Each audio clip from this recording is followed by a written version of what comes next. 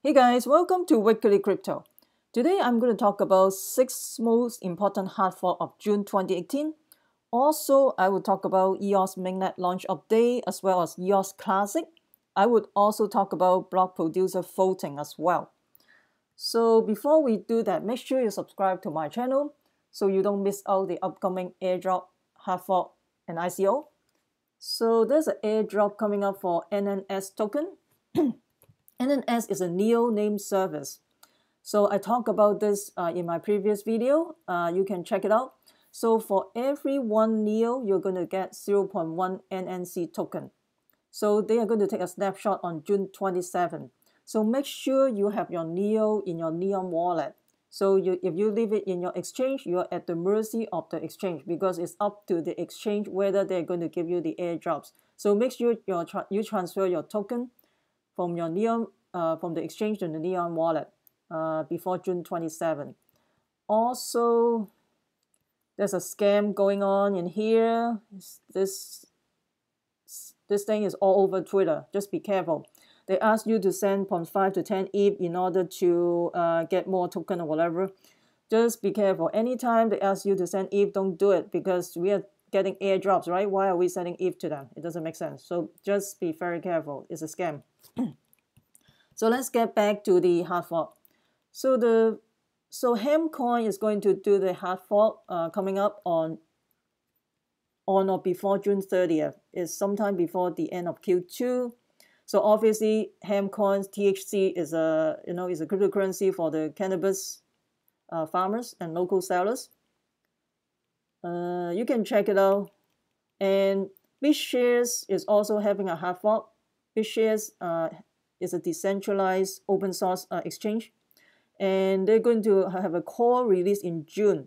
Actually, they have a hard fork scheduled twice per year, one in June and one in December. Actually, it's today. So the next one is Digitbyte. So Digitbyte, they're going to schedule a hard fork on or before June 21st. So the reason why they're doing that is because they want to change the mining algorithm to GPU instead of ASIC, because ASIC is basically the chip producer is from a handful of them. Is from Bitmain, EDR, or Samsung, and they want to change it to ASIC resistant, become more GPU friendly. So Digitbyte essentially is very similar to Ethereum, and this is not just a cryptocurrency. They also have dApps or decentralized application running on their platform. Also, they're using smart contract as well. So the Digitbyte have their own wallet. So you can download their wallet, and it takes time to synchronize every single blockchain. And when you send Digitbyte to your public address, your wallet, it takes time to synchronize. Sometimes you don't even see it in your wallet. It takes days to synchronize, but don't freak out. And you can go to Digitbyte Blockchain Explorer. You put in your public address. You can see your coin is saved in the blockchain, but you are not able to see it in your wallet until every single blockchain synchronized. Just like I think just like ARC or just like Narcon as well. So, but until then, you cannot use your token, right? So you have to synchronize every single blockchain. So the next one is ZenCash. So ZenCash, right now you can buy ZenCash in Gemini with fiat currency. They have a ZenCash USD pair. And they also want to fight the EcoHash ASIC mining equipment. The ASIC mining equipment is planned to ship at the end of June. I think people pre-order on February or something. So right now, those ASIC mining equipment become useless because they're going to change the algorithm from ASIC to GPU mining. So, those ASIC mining equipment becomes useless. So this is ZenCash, is a privacy coin. So ZenCash is basically is a hard fork of ZClassic, and also ZClassic is a hard fork of Zcash. So Zcash has ZenCash has their own wallet, so you have to download the wallet as well. So Metaverse hard fork as well. So Metaverse It's basically is a digital asset and digital identity platform. And this is a ERC20 token. You can check it out. So you want to check whether the coin is ERC20, it's easy. So you just type, for example, Bitshares. So Bitshares is here. So that means it's an ERC20 token. So if you don't find the coin in ethplorer, that means it's not ERC20 token. So Bytom is also having a mainnet swap, proof of work support. So they will be scheduled on or before June 30th. So they will complete the mainnet swap as well. And Bytom is a financial and digital asset platform.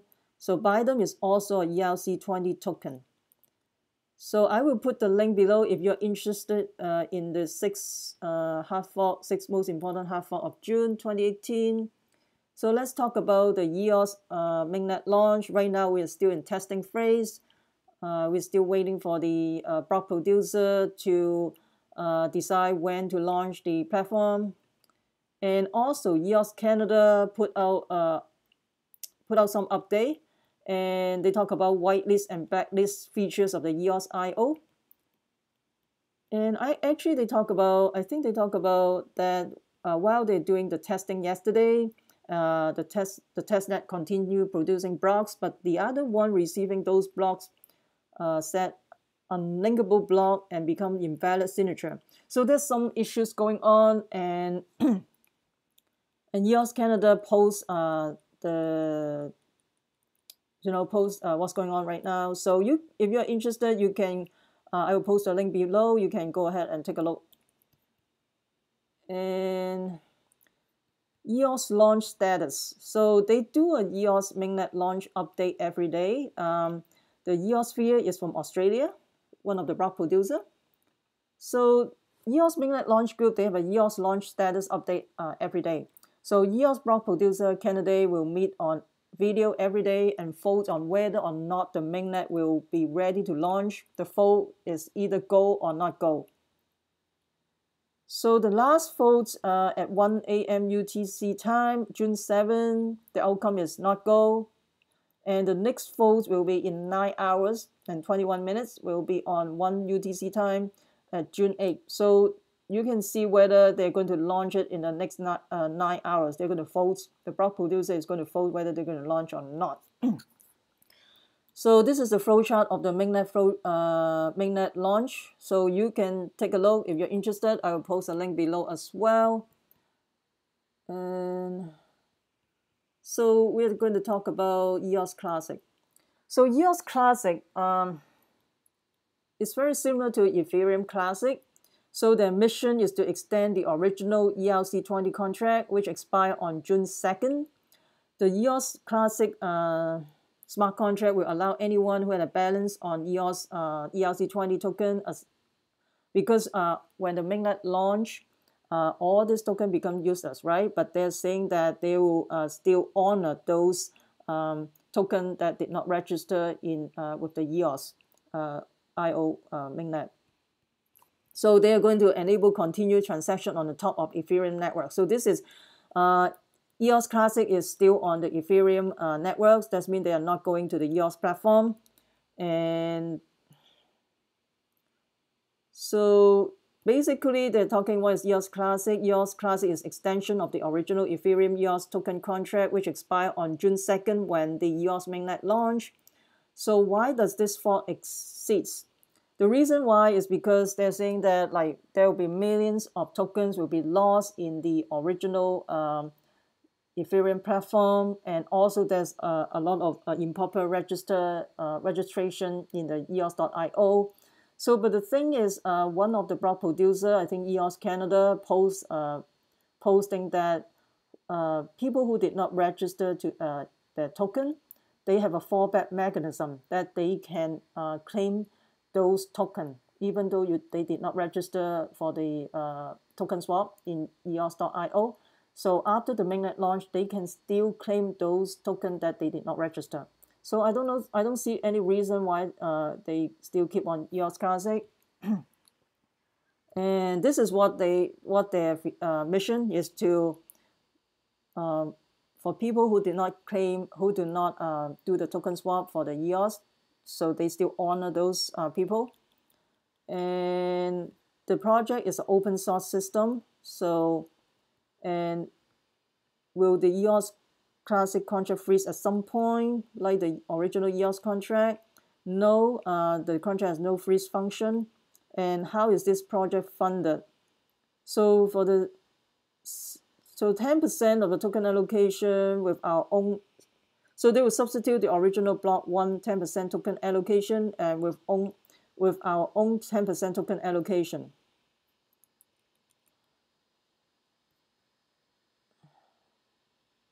So everyone who owns the EOS token on the expired contract can claim the equal amount of tokens on EOS Classic.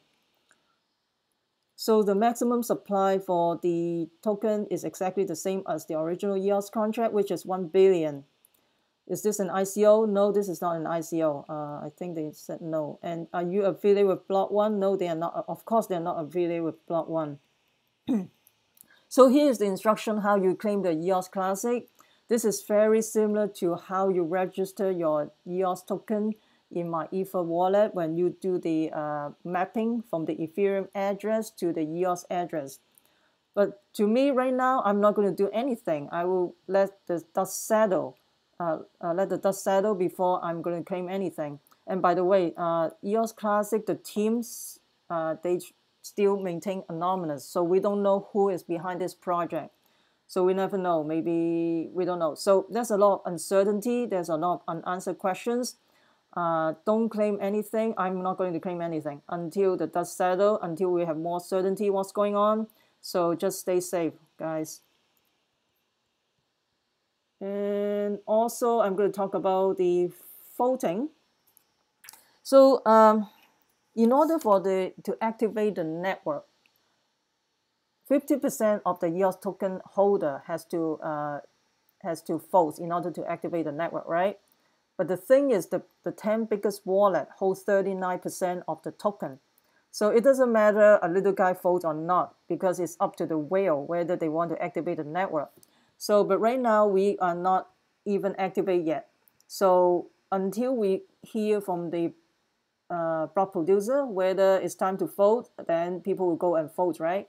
But to me, whether you vote or not, it doesn't matter, because the 10 biggest wallet hold 39% of the token. So it takes about 15% of the token holder to activate the network. So it also costs you 1 EOS to vote. And also after you vote, it lock up your token for 3 days.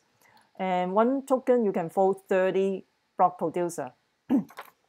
So, and also it based on the weight of your wallet. If you have more EOS token in your wallet, you have more weight in your vote.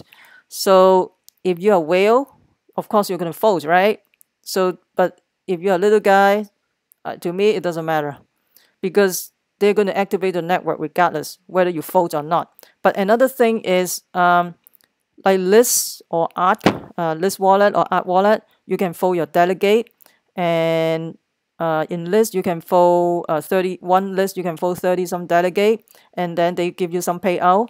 But here, it seems like even though you vote, you may not get some payout. So if you get some payout, then it's worthwhile to vote. But if you don't get any payout, I don't think it's worthwhile to vote. But it's up to you guys. So it's really up to you guys. So, but I think in the statement, they're saying that the voting process, the block producer cannot give incentives to the token holder to vote, so they may not give you payout. So, but we never know. Maybe in the future they will. We don't know. So there's some uncertainty. It's up to you guys whether you want to vote or not.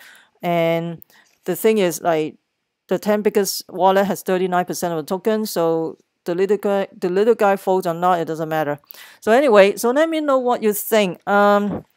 What do you think about the upcoming hard fork and also EOS Classic? Do you think they are solving the problem, or they just do it because of the money? Also, are you going to vote the block producer when the mainnet is activated and is ready for voting? So let me know what you think. If you find this video helpful, please hit the like button and subscribe to my channel. Also share with your friends and make sure you subscribe so you don't miss out any upcoming airdrop, hard fork, and ICO. I'm not a financial advisor. Investing in ICO has inherent risk. Please use your due diligence. And remember, we the people take control of our money. Stay wise, stay safe. Peace.